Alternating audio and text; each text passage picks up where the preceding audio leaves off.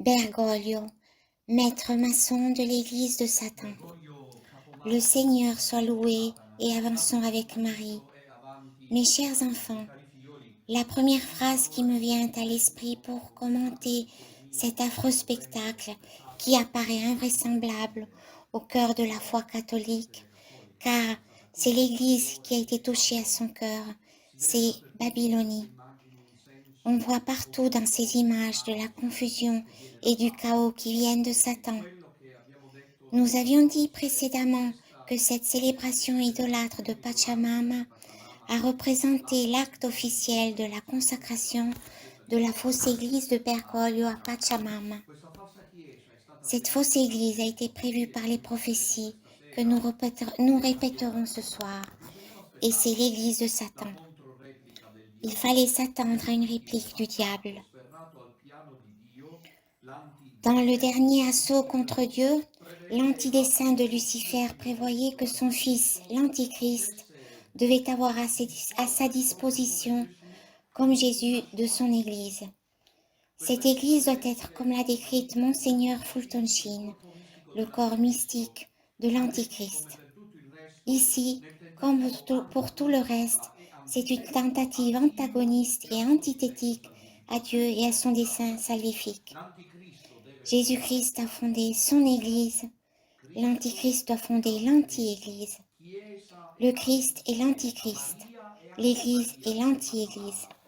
Marie est l'anti-Marie, c'est-à-dire Pachamama. L'Évangile est l'anti-Évangile. Le Messie est l'anti-Messie. La liturgie est l'anti-liturgie, etc.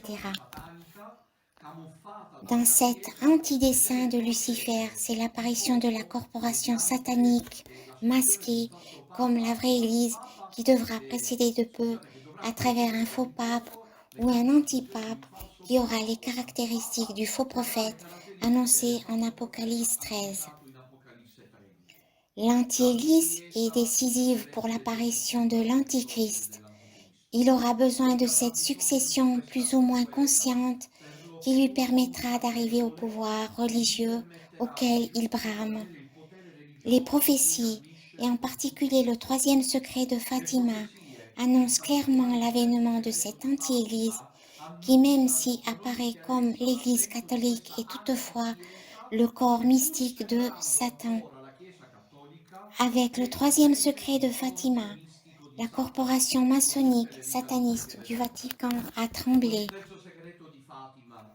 Elle s'est vue démasquée prématurément et s'est mise à l'abri avec une fausse narration du troisième secret qui en a dénaturé le sens. Le secret annonce l'apostasie de la foi que nous avons sous les yeux avec les images à peine vues. L'avènement d'une fausse église chaotique, babylonique et confuse qui précède l'arrivée de l'Antichrist. Les autorités du Vatican, avec d'énormes responsabilités morales, l'ont relayé à l'attentat de Jean-Paul II ainsi qu'à la menace communiste en omettant ce qui devait être rendu public déjà en 1960, selon le désir de la Sainte Vierge Marie, à travers Sœur Lucie de Fatima.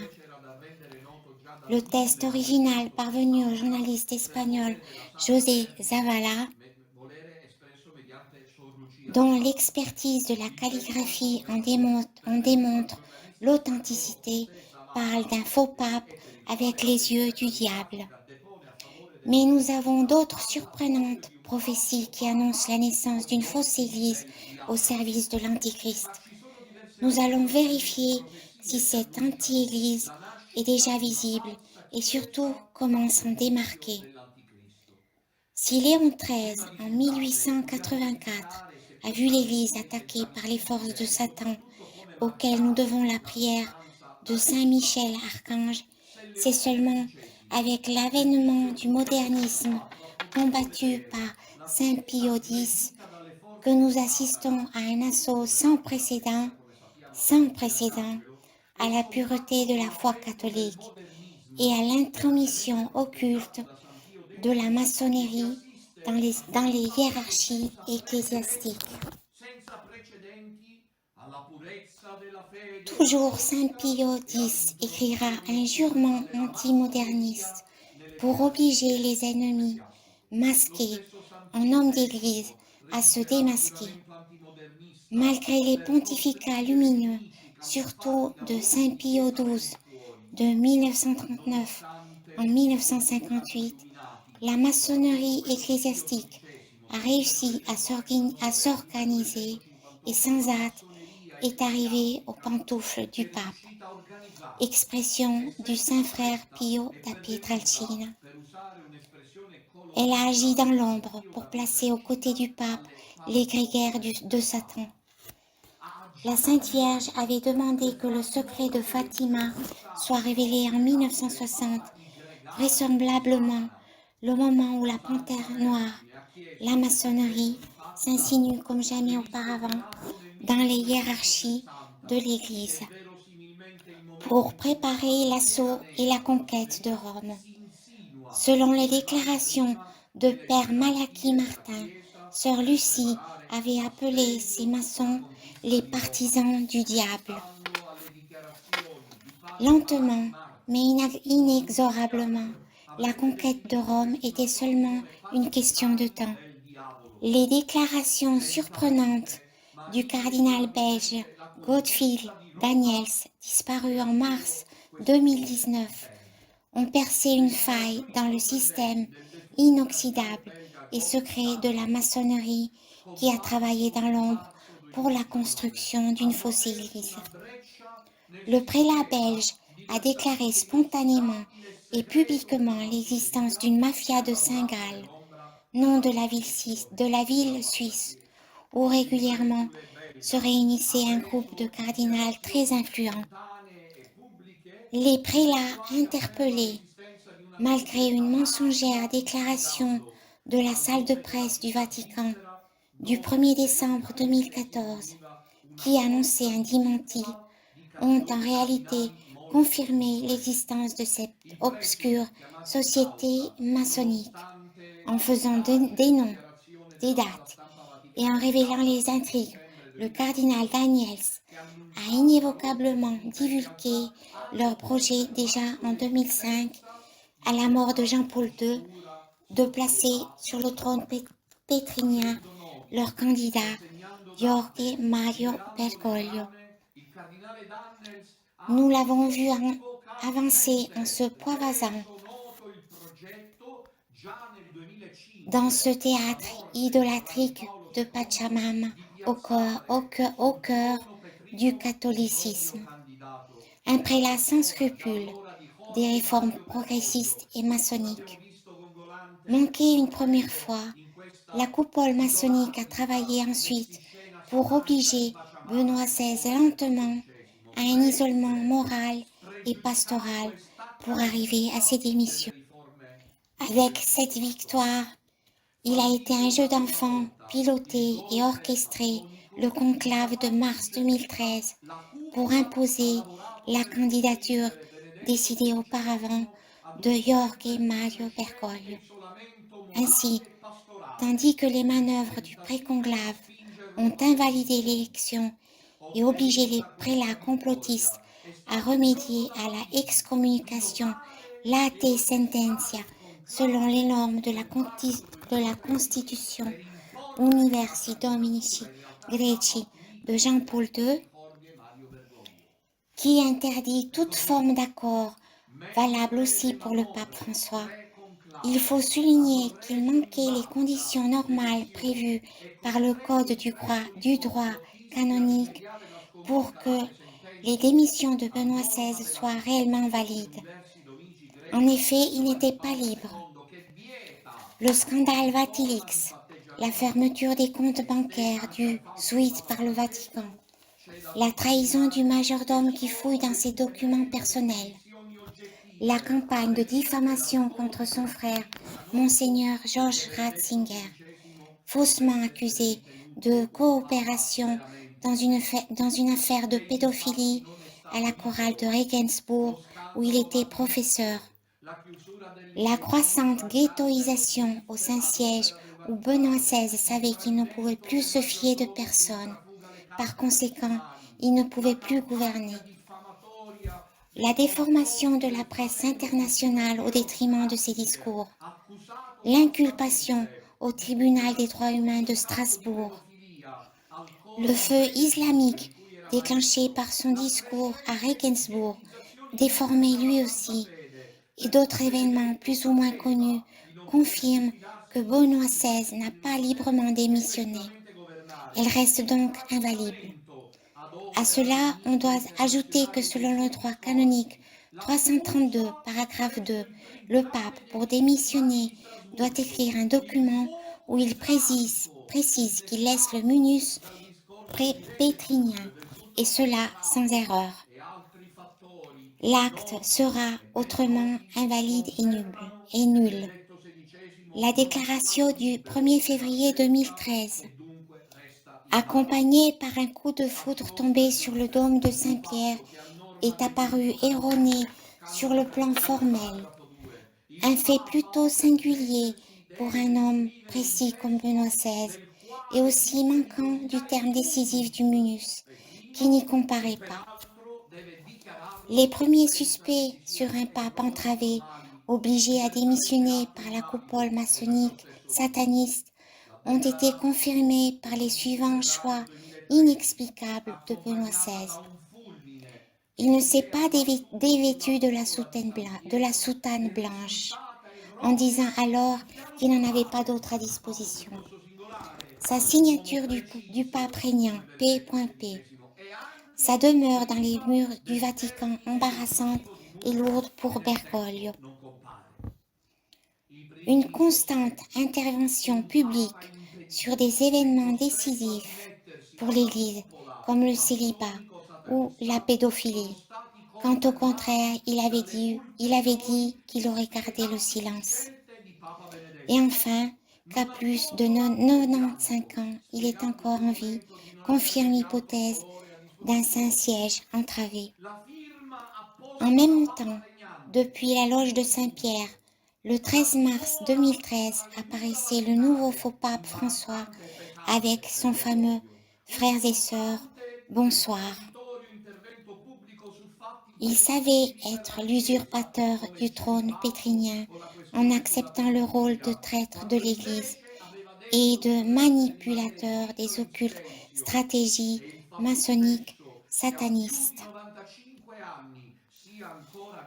Son obsession concernant la rédemption de Judas Iscariote, ses vœux au téléphone à la maman d'un jeune handicapé, nous verrons en enfer, donne la connaissance du début de cette fausse église qui doit préparer l'avènement de l'Antichrist.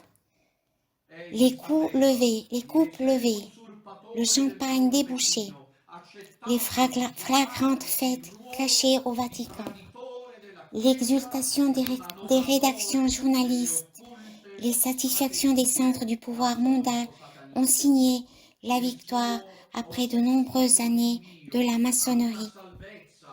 Finalement, la promesse du défilé vu en février 1917 au Champ des Fleurs par Saint Maximilien Kolbe, nous aurons notre pape au Vatican, était accomplie. La fausse église naissait. Bergoglio s'exhibait comme premier faux pape.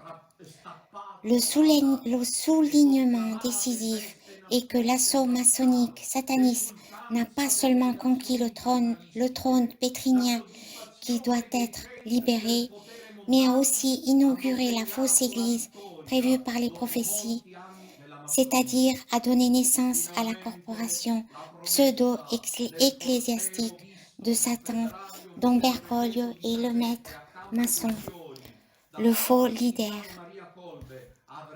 Cette fausse église est le cadeau pour son fils préféré, l'Antichrist. Comme Jésus a fondé son église, ainsi l'Antichrist a maintenant son église, est fausse et idolâtre. C'est un aspect théologique fondamental. Bergoglio n'est pas simplement un antipape comme il y en a déjà eu dans l'histoire de l'Église. qui ont malgré tout gouverné l'Église de Jésus. Il est plutôt un antipape d'une anti-Église qui n'est pas l'Église catholique. Là, il faut investir. Là, il faut travailler durement pour la démarcation et pour que les consciences se laissent secouer. C'est une nouvelle perspective et nous nous rendons compte, moi en premier, de ces difficultés. Mais il faut regarder les signes du temps et en comprendre l'urgence. Car si Bergoglio n'est pas le chef de l'Église apostolique catholique romaine, alors il faut se demander si l'Esprit Saint agit encore dans cette corporation babylonique que nous avons vue, l'Église de Satan. La théologie, surtout doniste, enseigne que la validité de la messe dépend de 3 facteurs. La matière, c'est-à-dire le pain et le vin. La forme, c'est-à-dire les paroles de la consécration et le ministre. Toutefois, saint Thomas d'Aquin précise que le prêtre est cause instrumentale, tandis que l'Esprit Saint est la cause principale ou bien l'agissant. Le meilleur exemple sont le marteau et le clou. Il y a tout pour poser un cadre, mais sans l'homme qui est la cause agissante, le marteau et le clou et le cadre ne bougeront pas. Ainsi, même s'il y a le pain et le vin, le prêtre et les paroles de la consécration, sans l'esprit invoqué, le pain restera du pain et le vin restera du vin. Il n'y aura pas la conversion, la transsubstantiation, qui n'est pas du prêtre, mais de l'Esprit Saint.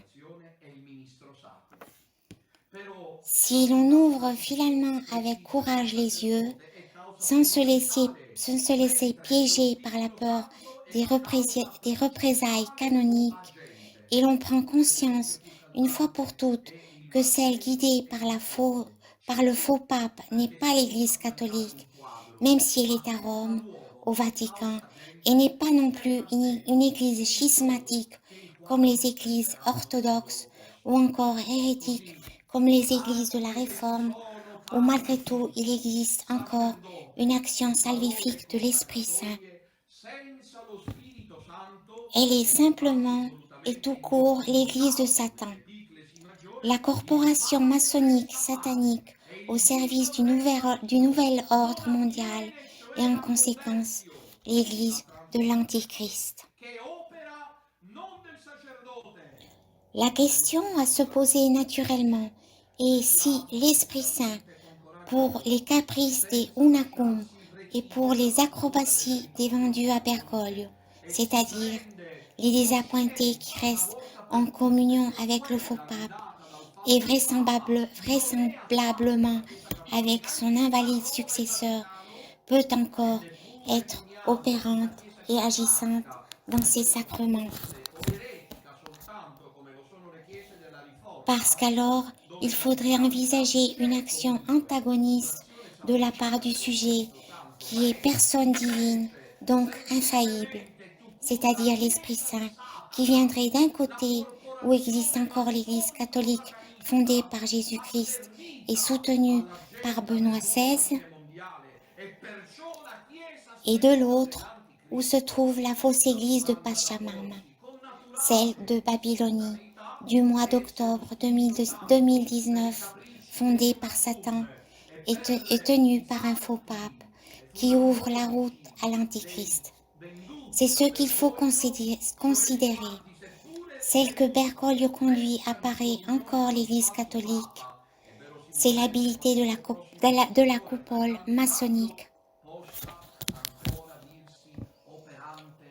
Parce qu'elle a maintenu plus ou moins inaltéré le programme général des rites, des structures, des actions de gouvernement, du centralisme orial et la gestion des puissants médias, journaux et télévisions. Ainsi, la foule est bernée, la fausse église est née, celle de Satan, mais les personnes ne doivent pas comprendre et surtout, ils doivent continuer à fréquenter les messes en union avec le faux pape. C'est ce qui renforce l'Antichrist, que chaque jour sont offertes avec une effroyable obstination des fausses messes à Dieu comme pour le provoquer. Sans aucun doute, le système maçonnique qui m'a déchiré la soutane trouve sa source maléfique dans cette dentelle mafieuse, qui est le repos liturgique sacramentel autour du maître maçon sataniste Bergoglio. Il y a encore deux aspects à voir avant de parler des prophéties. La validité des sacrements en union avec le faux pape, et puis de se demander si avec la naissance de la fausse Église si puissante, il y a raison de continuer à parler de l'Église catholique ou si au contraire elle est décédée. Dans le premier cas, même si l'Esprit Saint continuait à descendre dans la fausse Église, mais ceci, comme nous avons précédemment démontré, pose un problème de contradiction en Dieu même. Il faudrait résoudre la question relevée par saint Thomas d'Aquin à propos de la messe et de ses sacrements célébrés par les hérétiques. Il a clairement dit de ne pas y aller parce que l'on commet un péché mortel. Le grand saint théologien n'a pas dit que c'est une erreur, mais que c'est un péché. Summa Theologiae Partio Tertia, question 82, article 9. Et ideo peccat, quicunque errorum missam audit vel ab eis accipit sacramenta. Thomas d'Aquin ajoute qu'en renonçant au sacrement, on ne décide pas de boycotter la grâce du Seigneur comme l'on nous accuse, mais de la sauvegarder, la sainteté des sacrements, surtout la messe. Et il cite l'exemple de Saint Hermenegildo, un prince espagnol qui, parce qu'il a refusé de prendre la communion des mains d'un évêque arien, c'est-à-dire hérétique, est mort martyr.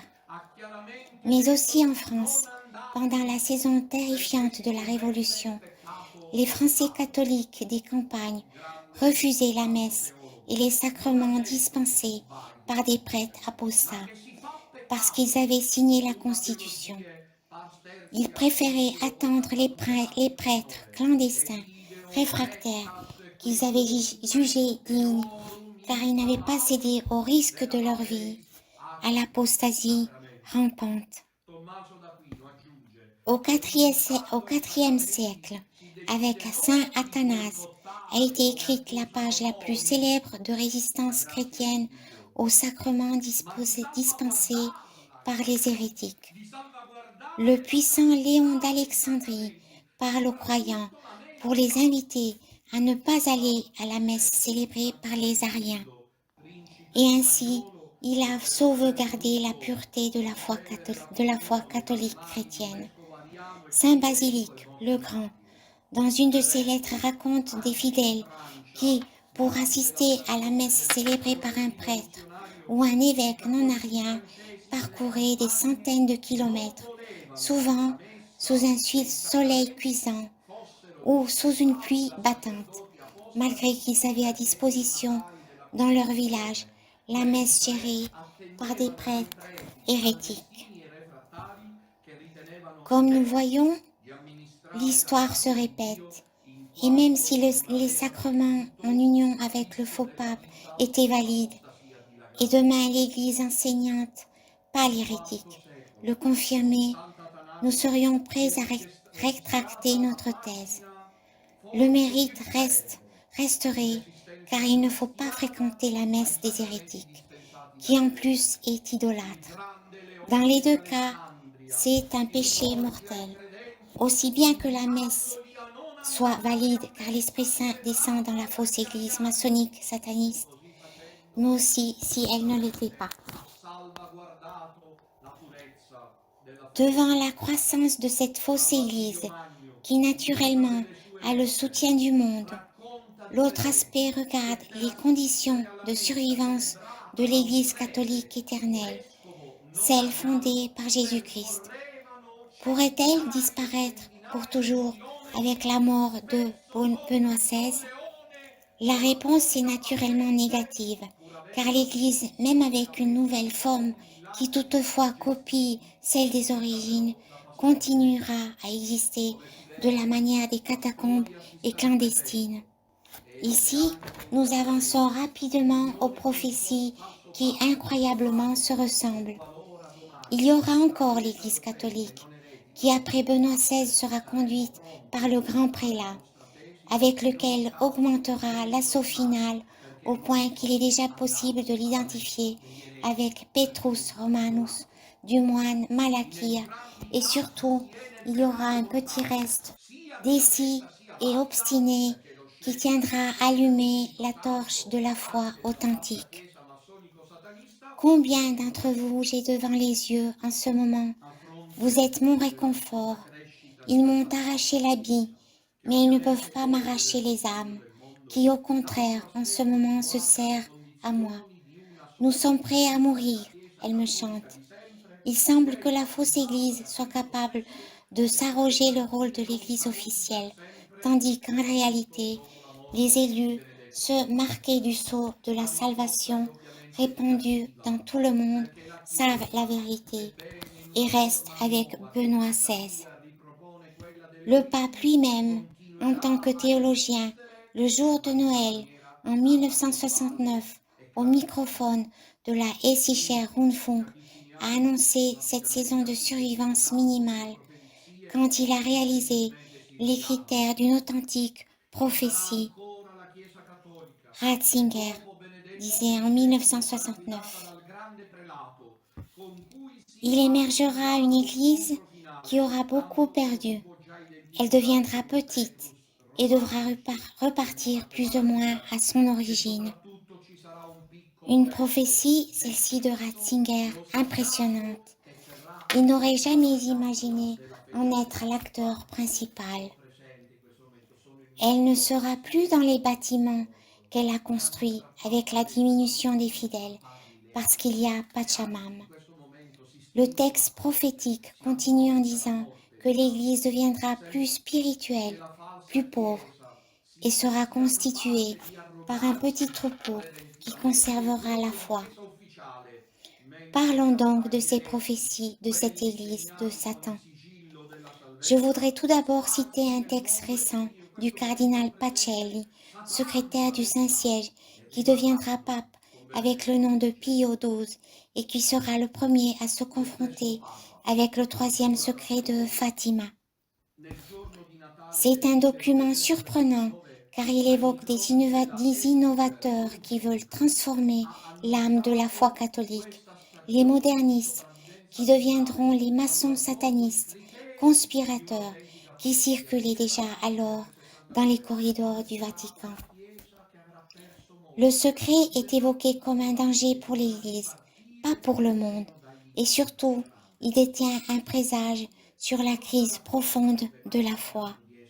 Pacelli, probablement au courant des détails de ce secret, a écrit « Je suis préoccupé du message que la Sainte Vierge a donné à Lucie de Fatima. Cette insistance de la part de Marie sur les dangers qui menacent l'Église est un avertissement divin contre le suicide d'altérer la foi dans sa liturgie, sa théologie et son âme. Je sens tout autour de moi ces innovateurs qui veulent démanteler la chapelle sacrée. À présent, le cœur de la prophétie. Il arrivera un moment où dans nos églises, les chrétiens chercheront en vain la lumière rouge où Dieu les attend. Et comme Marie-Madeleine en larmes, devant le tombeau vide, ils se demanderont où est-il?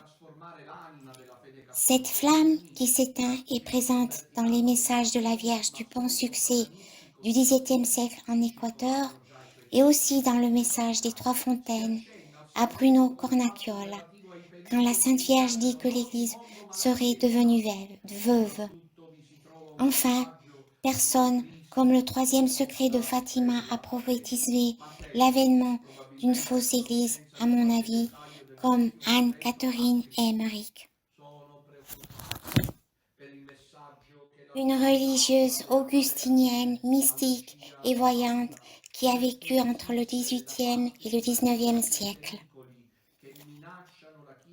Ces surprenantes visions ont été confirmées par des découvertes historiques et archéologiques, en plus des visions sur la vie de Jésus et Marie. La béate Catherine a reçu des visions surprenantes sur l'Église. La séquence apparaît par rapport à ce que nous vivons, une prise de vue photographique tellement claire qu'elle est époustouflante. La mystique allemande voit avant tout la saison des deux papes, celle de Benoît XVI, le légitime successeur de Pierre, et de Bergoglio, alias Pape François, l'usurpateur. Le 13 mai 1820, la date est significative car elle précède Fatima. La Émeric affirme: j'ai vu aussi le rapport entre les deux papes. J'ai vu combien auraient été néfastes les conséquences de cette fausse Église. Je l'ai vu augmenter de dimension et des hérétiques de tout genre venir à Rome. Le clergé local devenait tiède. J'ai vu les ténèbres.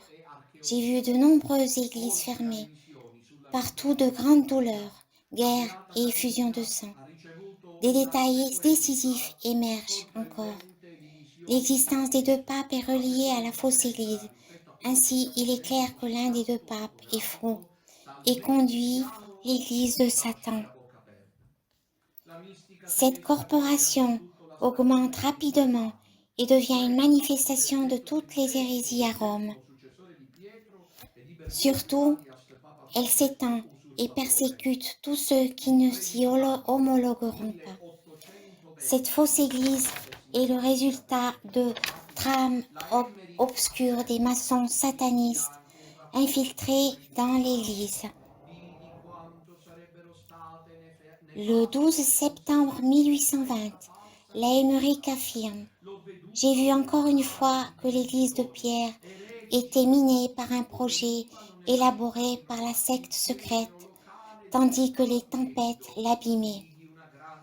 Ainsi, il est rendu public qu'au moment crucial de la crise, secouée par le scandale de la pédophilie, par le trafic illégal des fonds du Yor, par la corruption galopante du clerc, par la désaffection des fidèles, les partisans de Satan poursuivent le plan de destruction finale contre l'Église catholique.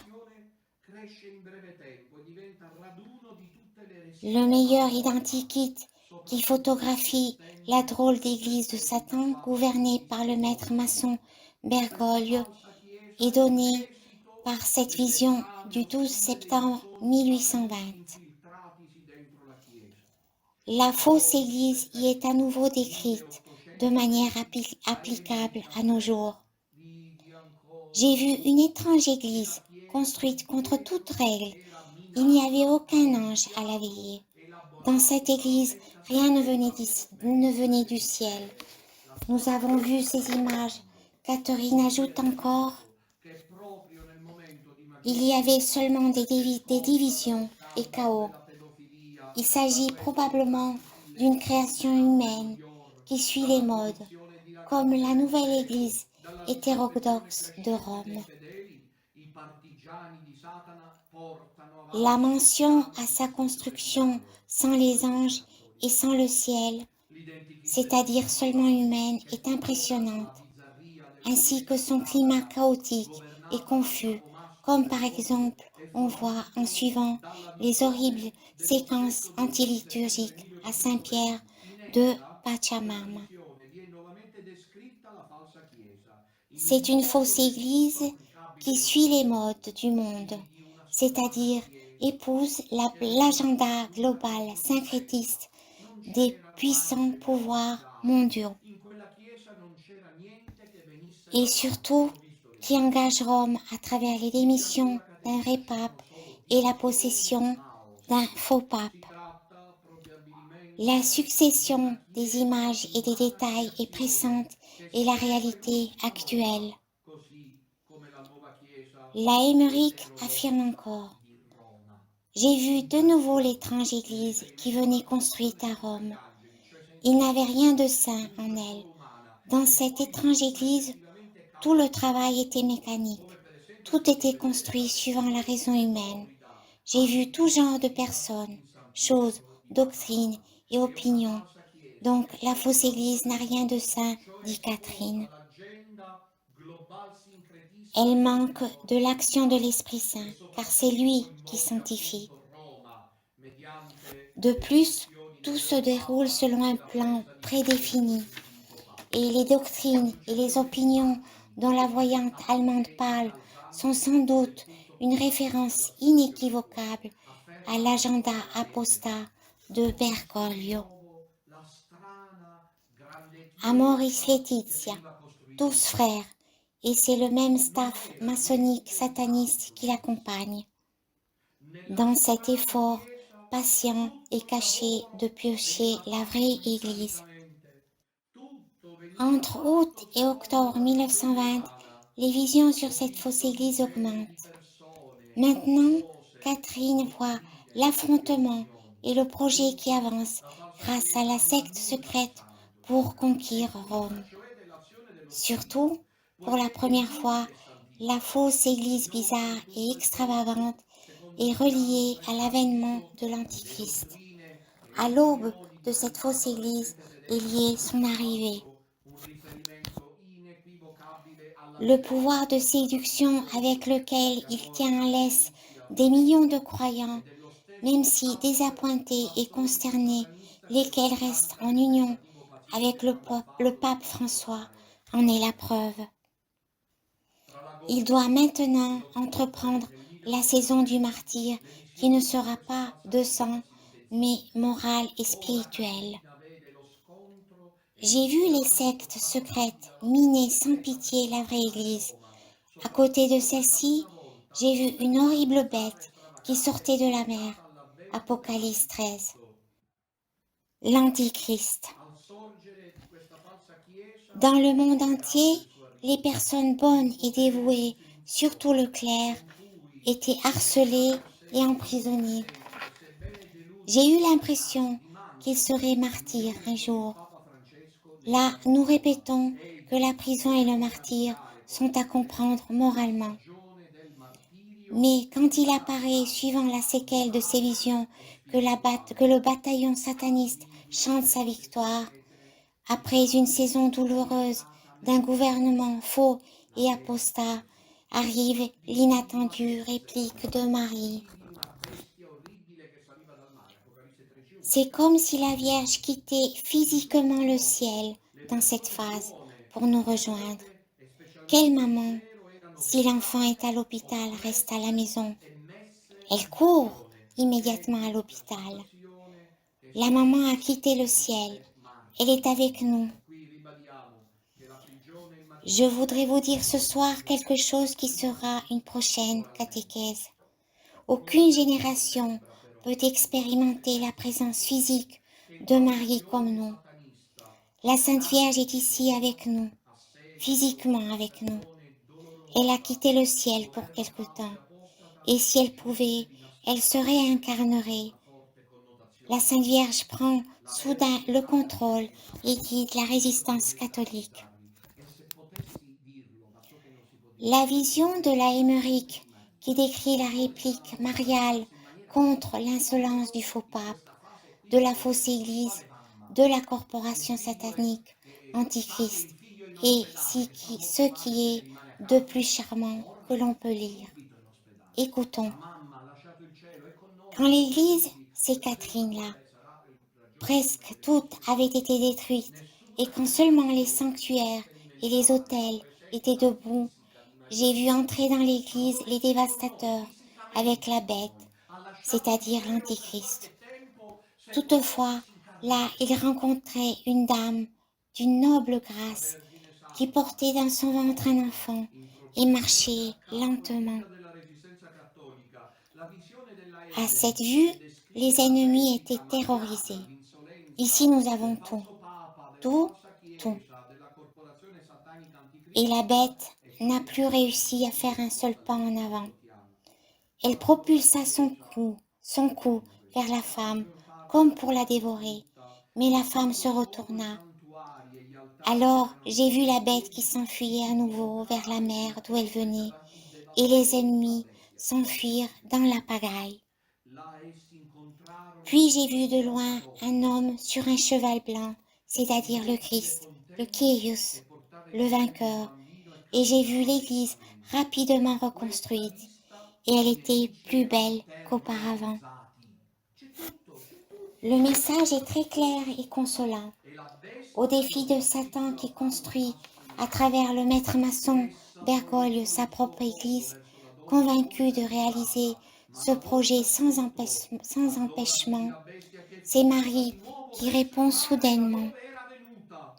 E i nemici C'est elle scapparono qui nella più prend en main la grande bataille confusione. en faisant peur Poi aux vidi in ennemis grande qui s'enfuient lontananza confus. un uomo La su un confusion cavallo des maçons bianco. satanistes Cristo è est le Dio. résultat d'une Dov'è? confiance E apparente. vidi che la La Chiesa Vierge les démasque, veniva pas à travers les prontamente puissances du monde ricostruita ed qui ella il opèrent, mais à magnifico travers la segno. Il petitesse messaggio è et quanto l'humilté chiaro, quanto consolante. de ces Alla fine instruments retenus Satana, au che début costruisce inoffensifs, mediante il à la fin caparbio Bergoglio la létals. propria Chiesa, Il arrivera l'heure pensando di où la attivare il coupole suo sataniste quotidiano devra segreto s'enfuir les ministero jambes levées de Rome, et dans la inaspettatamente confusion e cause lei ora l'humiliante prende in mano la défaite. battaglia, mettendo paura ai nemici che C'est Marie scappano qui gagne, confusi. et La ainsi l'Église est confusione dei reconstruite massoni de satanisti manière è plus magnifique esito qu'avant. della loro Claire apparente allusion au guerra. temps de La paix Madonna et di donne, prospérité infatti, qui non viendra avec le mediante i triomphe du poteri cœur mondani che essi immaculé adoperano, promis ma à mediante la Fatima. piccolezza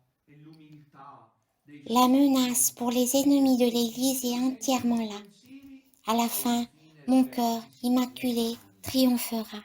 Verrà l'ora che la C'est-à-dire, truppa c'est le satanista résultat dovrà final de la fuggire guerre fino qui a importe, gambe tese et da c'est Roma certain. e nella confusione Les visions l'imminente s'arrêtent ici. rapida sconfitta. La E Émeric a proprio décrit Maria che vinse. la L'unica condition du chiesa pape viene Benoît ricostruita in modo avant ancora più et après les magnifico di démissions. prima, chiara Elle le ma décrit dans les luminosa, détails. un tempo di pace e di Je prosperità vois le che Saint-Père proseguirà angoissé. con il trionfo Il verso vit, c'est une l'immacolato photo. promesso a Il Fatima. vit dans un bâtiment Ragazza, différent nemici della qu'auparavant Chiesa, et n'y sapete reçoit di que très quel peu d'amis à alla lui chers. fine il mio C'est cuore impressionnant, il n'y a sarà rien à libera, interpréter là. cioè è Je crains que le impossibile Saint-Père devra immaginare souffrir encore che è de assicurato. nombreuses épreuves avant Le de visioni mourir. non si fermano Je qui. vois que la La fausse église Emmerich ha potuto des descrivere ténèbres la condizione progresse di Papa et Benedetto je vois la XVI in terrible tutte le sue influence descrizioni. Lo qu'elle a descrive sur les nei gens. dettagli. Le Bello, Saint-Père et l'Église conservato sont dans e une telle meraviglioso. détresse qu'il faudra Egli vive in supplier proprio Dieu fotografia. jour et nuit. Egli vive in un Plus que les galassia autres, diversa cette vision est da sans quelle doute la plus quotidiana conforme e vi au ammette moment solo présent. un numero limitato di Bergoglio et la fausse incontrati. Église semblent È molto triompher, tandis que impressionante le vrai poter pape interpretare questa souffre et fotografia. était angoissé, Temo che il et Santo avec lui Padre le petit soffrirà reste. molte altre prove prima di L'influence de poter l'anti-Église redire sur la falsa sur les Chiesa dalle personnes tenebre est satanistiche considérable. pressi. È La bene Émeric ne sapere pouvait con pas savoir confidenza che que essa la non sarà télévision assente. Il et la nostro Santo presse auraient Padre e favorisé la le parrainage Chiesa sono si una idolâtre gara du faux tristissima a cui prophète bisognerà intitolare Dio Bergoglio. giorno e notte. Più di tutto, Surtout, questa visione del impressionne futuro comme dans les XVI détails et décrit conforta Benoît molto XVI, tutti. enfermé au Bergoglio e mater la falsa ecclésiae, Chiesa sembrano avec peu de trionfare, personnes qui le mentre il vero rencontrent. Papa soffre La fino description all'angoscia, devient e encore così plus anche il piccolo surprenante. Cristo. Di Nous la citons violenza e entièrement. sapienza sulla gente Elle innocente. date du 25 Sapete, août disse, non mi 1920. piaceva sapere La che nuit la dernière, televisione e i j'ai été media conduite à generali Rome, avrebbero où le favorito la Saint-Père, immergé dans sa sponsorizzazione douleur, est encore cancelata caché pour éviter les malproprietaria dangers. del falso C'est profeta satanico. incroyable. Benoît Soprattutto l'a fait pour colpisce sauver questi l'Église. piccoli dettagli. Benedetto XVI Il rinchiuso est tra très sé faible, est esile con épuisé à cause des poco douleurs, des responso. La préoccupations et des descrizione è prières. ancora più sorprendente. La À riportiamo présent, il all'interiore. peut se Ed fier è seulement de proprio da très peu questo de modo che personnes. ben covente. C'est principalement pour cela qu'il Roma doit se sono cacher. stata Mais il condotta a encore avec quasi lui. dove il Ici, il y a Santo une mention Padre que j'ai cherché à immerso comprendre nel ce suo matin dans ma dolore è prière. ancora J'ai demandé nascosto à la nelle Vierge, camere e nelle dis-moi qui est stanze del suo cet studio ancien prêtre. intime, cioè J'y suis arrivé. Vous allez être surpris. Il y a encore avec lui un ancien prêtre, disait-elle, d'une grande simplicité et dévotion. Il est son ami, et cause sa simplicité, ils ne se sont pas donné la peine de l'éliminer. Cet homme reçoit de nombreuses grâces par Dieu. Il voit et se rend compte de beaucoup de choses qu'il rapporte fidèlement au Saint-Père, etc., etc. Je voudrais vous dire que l'ancien prêtre aux côtés de Benoît XVI et le Conseil pourrait être, d'après moi, son frère, lui aussi prêtre, Monseigneur Georges Ratzinger, disparu depuis peu de temps. On parle ensuite de fidèles qui prient pour le vrai pape. Catherine dit, les gens semblaient entraînés pour aller à Sainte-Marie-Majeure prier pour le pape. Ils entrèrent. J'ai eu l'impression qu'ils priaient tranquillement. J'ai vu enfin une apparition de la Mère de Dieu qui disait que la tribulation aurait été très grande. On parle de ces fidèles qui prient pour le vrai pape, sans aucun doute une référence à nous, le petit reste catholique qui se réunit à Sainte-Marie-Majeure, c'est-à-dire dans le sanctuaire spirituel marial, qui insiste pour que la prière continue et que l'Église des ténèbres, dit la Vierge Marie, puisse abandonner Rome. L'Église des ténèbres, quelle autre expression meilleure de celle-ci? En conclusion, les conspirations des ennemis sont décrites dans les détails. Dans la vision du 1er octobre 1920, Laëmeric affirme « L'Église se trouve en grand danger. Nous devons prier pour que le pape ne quitte pas Rome. Cela provoquerait de nombreux malheurs s'il le faisait. Maintenant, ils prétendent quelque chose de lui. Je vois qu'en ce lieu, c'est-à-dire Rome, l'Église est minée de manière si rusée. Ici se trouve le passage final de ma catéchèse de ce soir. Bergoglio, le maître maçon de l'Église de Satan, qui me laisse ahuri, comme je l'ai dit aux sœurs de la Compagnie de Marie. Car ici, il y a une précisation bouleversante. Catherine Emmerich dit qu'à la fin, tous seront séduits par le chef maçon Bergoglio, et dans le monde, à peine une centaine de prêtres qui ne se laisseront pas duper. Le coup d'État de la mafia de Saint-Gall avait probablement décidé d'éloigner Benoît XVI de Rome. De cet éloignement, certainement, nous aurions eu d'autres châtiments. Benoît XVI, comme nous savons, est resté à sa place. L'Église apparaît en danger à cause des manœuvres occultes des maçons qui plaident la fausse théologie pour détruire la pure foi catholique. Et dans le monde entier, la bienheureuse Catherine compte à peine sur un demi-million de prêtres, une centaine de prêtres qui restent fidèles au vrai pape. C'est un chiffre choquant, mais ce n'est pas tout, parce qu'ailleurs, la Sainte Vierge, et préparez-vous, dit qu'en ce temps, un seul prêtre aurait offert un sacrifice sans effusion de sang, digne et conscient, comme les apôtres, en éloignant tous les dangers. C'est-à-dire, nous avons connaissance des visions de Catherine Emmerich, que dans le monde, il y a un prêtre qui tous les jours célèbre la messe et lui seul éloigne tous les dangers de l'Église, car il célèbre de manière digne et consciente. Un seul prêtre, c'est choquant, mais c'est un seul prêtre. La scène est effectivement époustouflante, c'est-à-dire un seul prêtre dans le monde entier offrira la messe avec dignité et conscience à Dieu au temps de l'Antichrist. Pour le reste, partout régnera la dévastation, peut-être à cause des guerres, catastrophes, probablement programmées. J'ai appris en écoutant Diego Fusaro qu'en Belgique c'est déjà lockdown, donc quarantaine, pour le virus des singes. Et cela devrait nous faire réfléchir. Bill Gates avait déjà annoncé d'autres virus. Ce délire d'omnipotence qui embrasse le délire idolâtre de Pachamama au Vatican. Il faut donc rester immobile dans la foi, quoi qu'il arrive. Les prophéties nous soutiennent dans notre choix. Et ainsi, mes chers enfants, nous avançons. Si Bergoglio est le chef maçon de l'église de Satan, nous restons obstinément avec le pape Benoît. Et où que se trouve ce prêtre qui avec sa messe éloigne tous les dangers, nous nous inclinons à lui. Le Seigneur soit loué et avançons avec Marie.